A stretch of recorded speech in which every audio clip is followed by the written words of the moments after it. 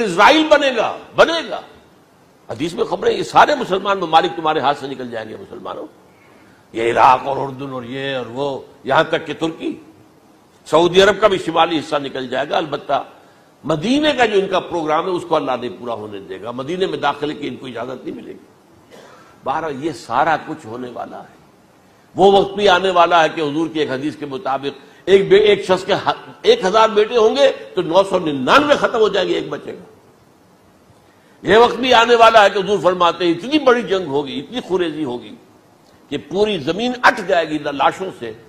تو پرندہ جو ہے کوئی، ایک تو پرندے ہوتے ہیں کہ جو مردار خور ہے، گدھ ہے، وہ تو بڑی خوشی سے اتریں گے، تناول فرمائیں گے لاشوں کو۔ اسی طریقے سے کوے ہیں، چیلے ہیں، لیکن جو نفاست پسند پرندے ہیں وہ لاش کے اوپر اترنا نہیں چاہتے۔ تو ایک پرندہ اڑتا چلا جائے گا، اسے کہیں زمین پر اترنے کی جگہ نہیں ملے گی، لاشیں ہی لاشیں ہوں گی، یہاں تک کہ وہ تھک ہار کر اس کے جو ہے پر جواب دے جائیں گے، گرے گا تو لاش پر گرے گا۔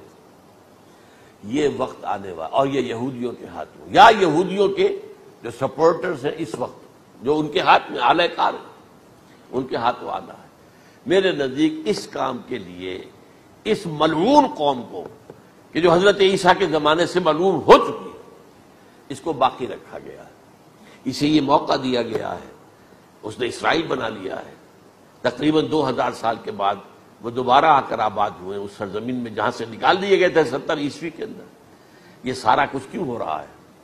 ان کا یہ استثناء کیوں کیا گیا؟ یہ بڑی تلخ بات ہے، یہ یاد کر لیجیے۔ کیونکہ یا تو قوم اسی وقت ہلاک کر دی جاتی، جیسا کہ ہوا قوم نوح، قوم ہود، قوم عاد، قوم سمود، قوم شعیب، یہ ہوا کہ نہیں ہوا؟ اور سدوم اور عمورہ کی بستیاں جہاں حضرت لوط بھیجے گئے، اور آل فرعون جو ہلاک کیے گئے، یا تو پوری قوم ہلاک کی جاتی؟ نہیں، یہ یوں سمجھیے کہ اس پورے معاملے کو درمیان میں سے ایک وقفہ دے دیا گیا، حضرت عیسیٰ کو اٹھا لیا گیا، اور حضرت عیسیٰ دوبارہ آئیں گے۔ یہ کیوں کیا گیا؟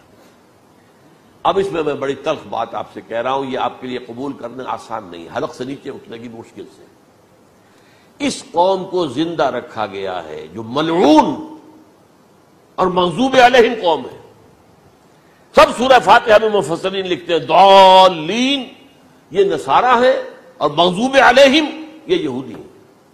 اور قرآن کہتا ہے لعن الذین کفروا من اہل الکتاب علی لسان داؤد عیسی ابن مریم، لعنت کی گئی ایک ملعون اور مغضوب قوم کے ہاتھوں آخری امت محمد، اور اس کا بھی بہترین حصہ، اس پر عذاب ان کے ہاتھوں آئے گا، عربوں پر عذاب یہودیوں کے ہاتھوں، اس لیے ان کو بچایا گیا۔ یہ میں نے کئی دفعہ واقعہ سنایا، مولانا اسلائی صاحب بتایا کرتے تھے، کیونکہ وہ راجپوت تھے، یو پی کے راجپوت، مشرقی حصے کے۔ کہ ہمارے ہاں کوئی نوجوان اگر کوئی بڑی گری ہوئی حرکت کرتا تھا تو اس کے سر پر چمار کے ذریعے، چمار کے ہاتھوں جوتا لگوایا جاتا تھا۔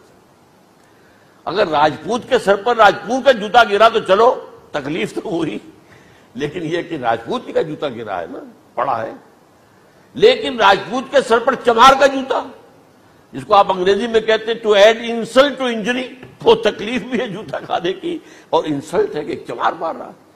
یہ امت سب سے خیر امت ہے، کنتم خیر امت اخرجت للناس۔ اس کے لیے عذاب بھی بدترین آئے گا، اور کن پر آئے گا؟ اس امت کا جو اصل نیوکلیس ہے عرب، جس کے بارے میں حضور کی حدیث موجود ہے ویل للعرب، عرب کے لیے بہت بڑی ہلاکت ہے۔ اور آج ہماری نظر میں آ رہا ہے وہ ملعون اور مغضوب علیہم قوم، ان کے سینے کے اندر خنجر کی طرح بھونکی گئی ہے، اور 30 کروڑ کے قریب عرب بے حمیتی، بے غیرتی، بزدلی، کمزوری، ذلت، مسکرت کی مثال بنے ہوئے۔ کوئی بول سکتا ہے اس اسرائیل کے خلاف؟ کوئی بول سکتا ہے؟